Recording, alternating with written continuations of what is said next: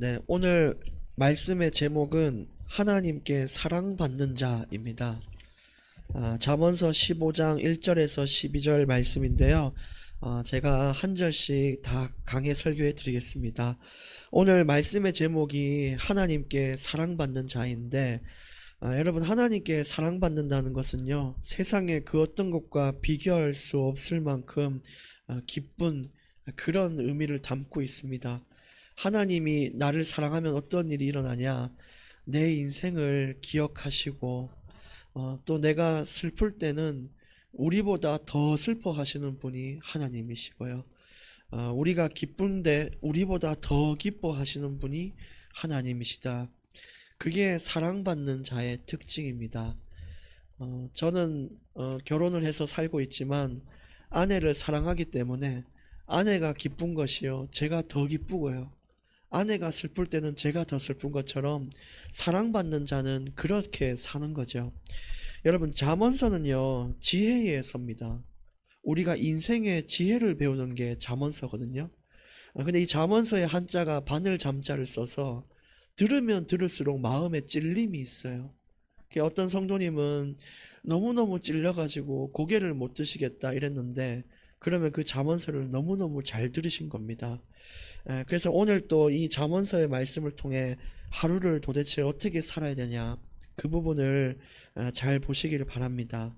이제 말씀 들어가기 전에 계속해서 들어가는 말씀을 드리는데, 지금 우리가 15장까지 왔을 때에 자칫 잘못하면요, 착하게 살라는 말인가, 돈을 아껴 쓰라는 말인가, 다 아는 내용을 자꾸 왜 저렇게 이야기를 하실까 할 수 있는데, 이게 착하게 살라는 그런 내용이 아닙니다. 우리가 선악과를 따먹을 때 열매를 따먹어서 문제가 된 게 아니고 하나님의 말씀을 지키지 않았기 때문에 문제가 됐던 것처럼, 인생의 지침서를 하나님이 주셨는데 그 지침대로 살지 않기 때문에 자꾸 문제가 오는 거예요. 그러니까 우리가 착하게 사는 게 아니라 하나님 말씀이 바르게 살라고 했기 때문에 우리가 바르게 사는 것이, 그것이 우리 인생의 의미인 겁니다. 우리 삶에는요, 아직도 육신의 소욕들이 있어가지고 순간순간에 올라오는 분노를 참지 못할 때가 있고요, 너무너무 짜증나는 일이 있을 때 그걸 참지 못할 때가 있거든요. 근데 말씀을 생각하면서 내가 그 감정을 추스리고, 또 내가 뭘 하고 싶어도 하나님 말씀에 하지 말라고 했던 게 기억이 나서 그걸 하지 않는 거, 그렇게 내가 내 인생을 통제하며 살아가는 모습을 하나님이 보시고 기뻐하신다 이거예요. 그래서 사도 바울이 뭐라 그랬죠? 나는 매일 내 몸을 쳐서 하나님 앞에 복종시킨단 말이 그 말입니다. 내 멋대로 안 살기 위해 최선을 다해 사는 거, 그게 잠언서의 중심인 것이죠. 오늘 15장 1절 말씀에 보시면, 유순한 대답은 분노를 쉬게 하여도 과격한 말은 노를 격동하느니라 그랬어요. 하나님 자녀의 입술에 대한 이야기입니다. 우리가 사람을 대할 때 부드럽고 친절하게 대하라는 의미가 있습니다. 유순한 대답은 강경하게 강하게 사람을 대하는 것이 아니라 그 사람을 부드럽게 품어주는 그런 자세를 갖춰야 된다는 것이죠. 그렇게 되면 어떻게 되냐? 분노를 쉬게 한다 그랬는데, 이 말은 그 사람의 감정을 다스릴 수 있게 된다 이 말입니다. 그래서 우리는 주로 이 사람이 돌을 던지면 우리도 돌로 맞받아 쳐가지고 항상 분쟁과 분열이 일어나잖아요. 근데 하나님의 자녀는 그렇게 살아서는 안 됩니다. 그 사람이 강하게 하더라도 유순한 말로 그 사람의 인생을 바꿀 수 있는 자가 돼야 되지, 말로 이기려고 하는 자가 되면 안 된다는 거죠. 예수님이 자신을 배반한 베드로에게 네가 어떻게 그럴 수가 있냐라고 하지 않으셨고, 유순한 말로 물으셨어요. 네가 나를 사랑하느냐? 라고 물어보니까 베드로가 거기에 마음이 풀려가지고 주님 사랑합니다 얘기하니까 그때 인생이 바뀌었잖아요. 어떻게 바뀌었냐? 내 어린 양을 먹여라. 그래서 예수님의 그 백성들을 돌보는 일을 했듯이 우리도 유순한 말로 상대를 바꿀 수 있는 인생이 돼야 된다는 것이죠. 2절에도 지혜 있는 자의 혀는 지식을 선히 베풀고 미련한 자의 입은 미련한 것을 쏟느니라. 여러분, 말씀을 가진 자는 다른 사람을 일어나게 만드는 사람이지, 다른 사람을 정죄해가지고 일어나지도 못하게 짓밟는 것이 선한 사람이 아닙니다. 예를 들어 교회 안에 좌절된 사람이 있으면 여러분 뭐라 하실 거예요? 어떤 사람은요, 야, 너가 지금은 조금 어려웠지만 다음번에는 요렇게 해보는 게 어떻겠냐, 새로운 인생의 길을 제시하는 사람이 있는데, 어떤 사람은 야, 니는 어디 가든 사고만 치고 말이지 진짜 내 니하고 못 살겠다, 이렇게 얘기하면요, 그 사람 인생 망하잖아요. 그것처럼 오늘 하나님 말씀이 지식을 베풀라는 말은 그 사람을 세워줄 수 있는 입술을 가지고 있어야 하는 그 말이죠. 3절에도 말합니다. 여호와의 눈은 어디서든지 악인과 선인을 감찰하시느니라. 사람 눈은 피해도 하나님 눈은 못 피합니다. 우리 오늘 또 하나님 앞에 살아가거든요. 하나님은 오늘 또요, 우리 인생을 평가하시고요, 하나님 앞에 내 믿음이 다 드러나게 돼 있어요. 사건 문제 만났을 때 내가 내뱉는 말이 뭐냐. 어떤 사람은 열받으면요, 나도 모르게요, 육두문자를 날리는 사람이 있어요. 그 하나님 앞에 다 드러납니다. 근데 그 상황에서도 내가 믿음을 고백할 수 있는 자, 그것도 하나님이 다 보시고 평가한다는 거죠. 청년 하나가 휴게소에 갔는데 정수기에 물을 먹었단 말이에요. 물 먹고 나오는데 이 친구가 거기요, 정수기에 손을 씻고 있더라고요. 그 제가 쳐다보니까 아이고 죄송합니다 그러면서 하는 얘기가 뭐냐면, 전도사님이 못 볼 줄 알았습니다 그래요. 그럼 제가 못 보면 해도 되고 보면은 안 합니까? 오늘 이 얘기는 그런 내용이 아니잖아요. 사람 눈을 피해서 사는 게 아니고 모든 것을 감찰하시는 하나님 앞에 떳떳한 하루를 보내라는 의미가 있는 것입니다. 그래서 그 사실을 기억하셔서 4절에 온순한 혀는 생명나무지만 패역한 혀는 마음을 상하게 한다. 우리 입술이 남을 살리는 혀가 되기를 원하고요. 5절에 아비의 훈계를 업신여기는 자는 미련한 자요 경계를 받는 자는 슬기를 얻을 자니라. 오늘 우리가 이렇게 말씀을 받았지만 이 말씀을 흘려 듣는 자는요, 하나님의 말씀을 업신여기는 자란 뜻입니다. 그래서 말씀을 듣는 사람이 중요한 것이 아니라 그 말씀을 지키는 자가 슬기로운 자라는 것이죠. 그게 경계를 받는 자입니다.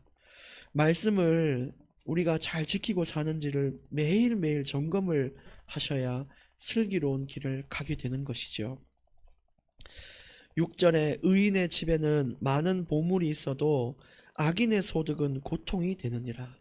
우리가 정말로 피땀 흘려 만든 정직하게 번 돈은 하나님이 그렇게 경제가 쌓이도록 도우시지만 꼭 불의하게 돈을 버는 사람들이 있어요.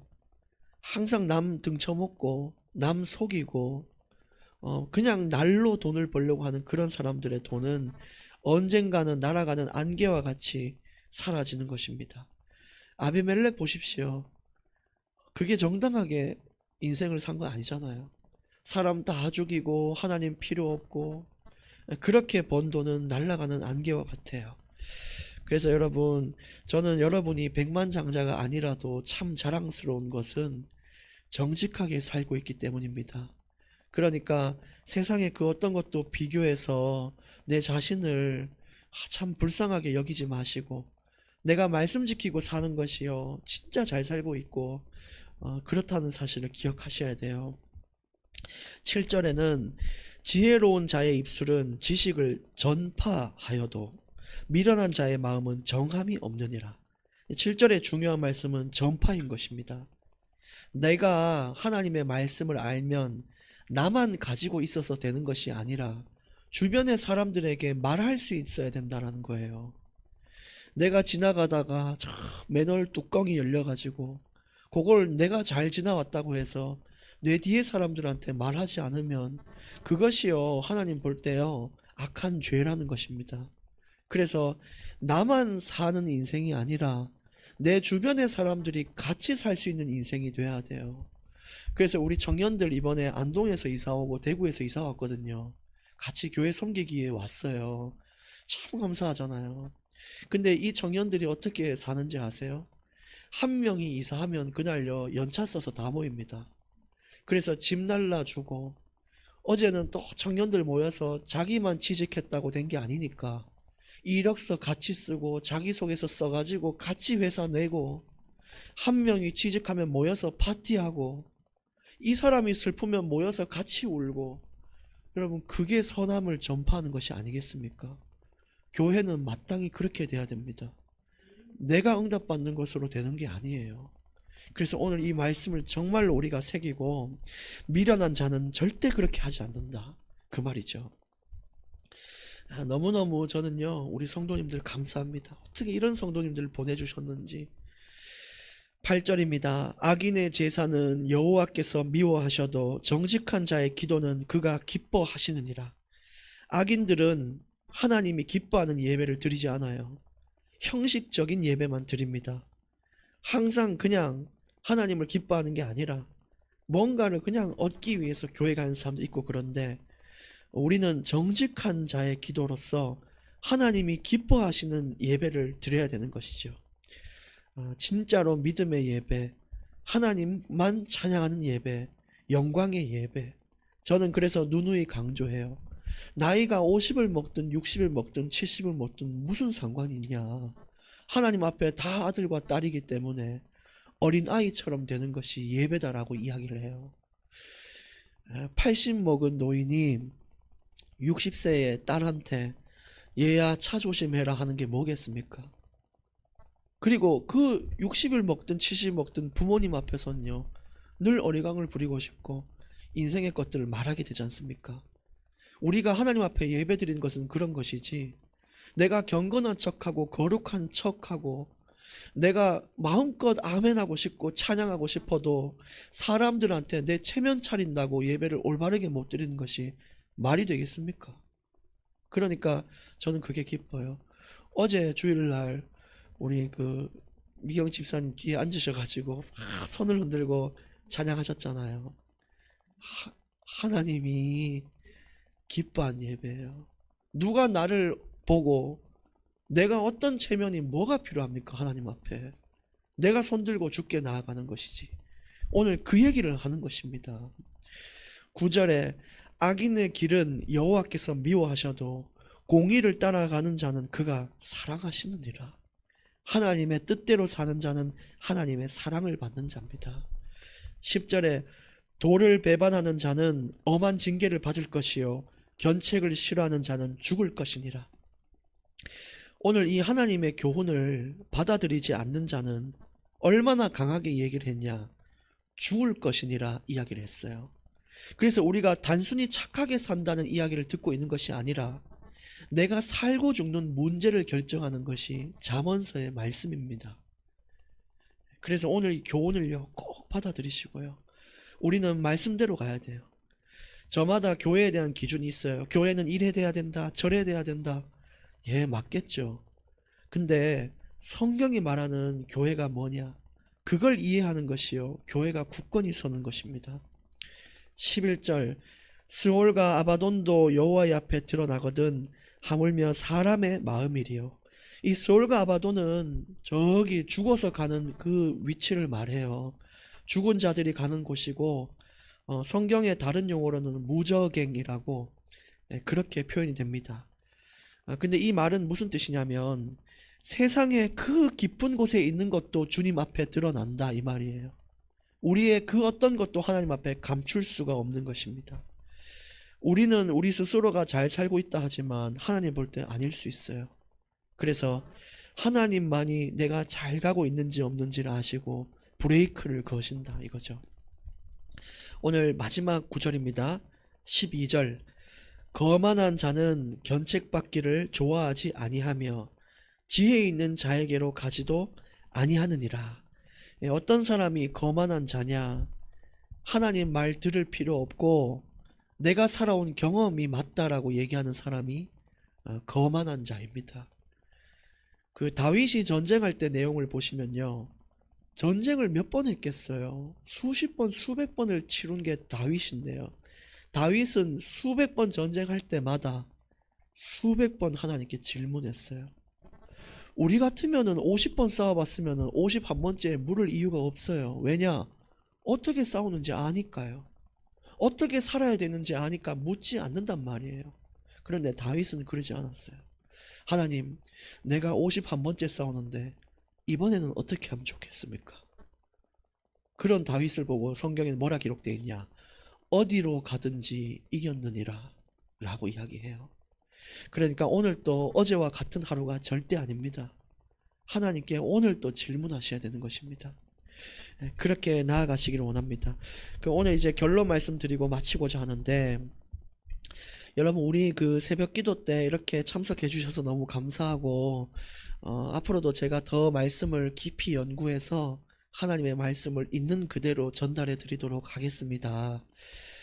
또 지금 교회가 개척돼서 2달 정도밖에 안 됐어요. 12월 1일이 우리 개척한 날이거든요.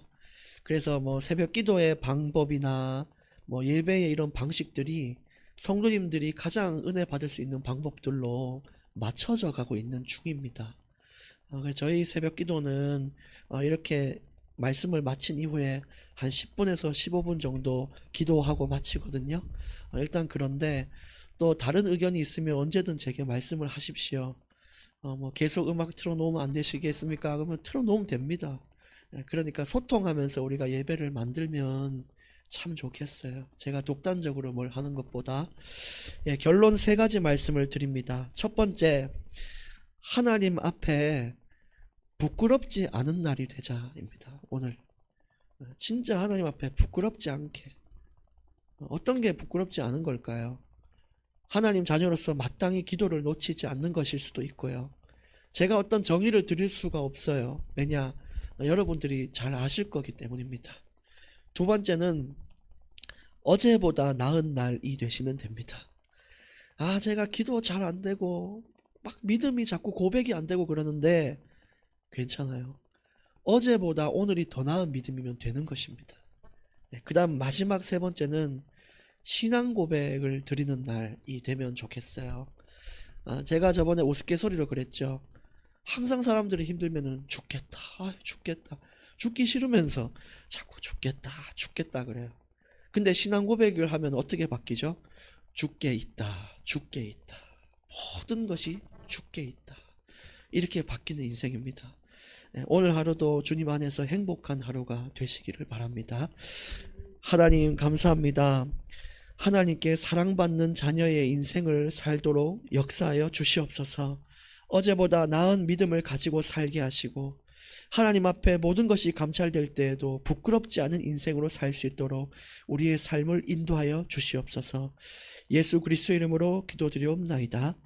아멘.